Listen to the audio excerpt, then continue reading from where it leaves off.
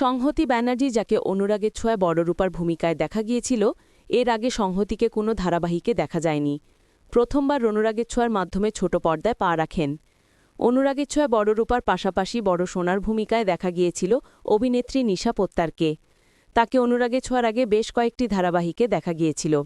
অনুরাগের ছোঁয়ার পর এবার তাকে স্টার মা চ্যানেলের তেলুগু ভাষার নতুন ধারাবাহিকে প্রধান নায়িকার ভূমিকায় দেখা যাচ্ছে। অন্যদিকে অনুরাগের ছোঁয়ার ধারাবাহিকে অভিনয় করা স্নেহা দেকেও স্টার মা চ্যানেলের নতুন ধারাবাহিকে প্রধান নায়িকার ভূমিকায় দেখা যাচ্ছে। এছাড়া অনুরাগের ছোঁয়ার মজেরূপা অর্থাৎ সাইনা চ্যাটার্জিকেও জি বাংলার কোণে দেখালো ধারাবাহিকে প্রধান নায়িকার ভূমিকায় দেখা যাচ্ছে।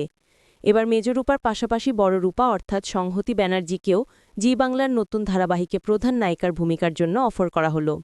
জি বাংলার একটি নতুন ধারাবাহিকের জন্য অফার করা হয়েছে তাকে, যদিও অফারটি তিনি ক্যান্সেল করে দিয়েছেন। মেজরূপা সোনা তিস্তার পর এবার বড়রূপাও প্রধান নায়িকার ভূমিকায় ফিরতে চলেছে।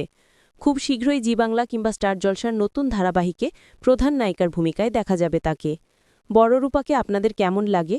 তাকে নতুন ধারাবাহিকে প্রধান নায়িকার ভূমিকায় দেখার জন্য আপনারা কতটা এক্সাইটেড, কমেন্টে জানাবেন। বাংলা বিনোদনের এই ধরনের সকল আপডেট সবার আগে পেতে চ্যানেলটি সাবস্ক্রাইব করে পাশে থাকা বেল আইকনটি বাজিয়ে দিন। ধন্যবাদ।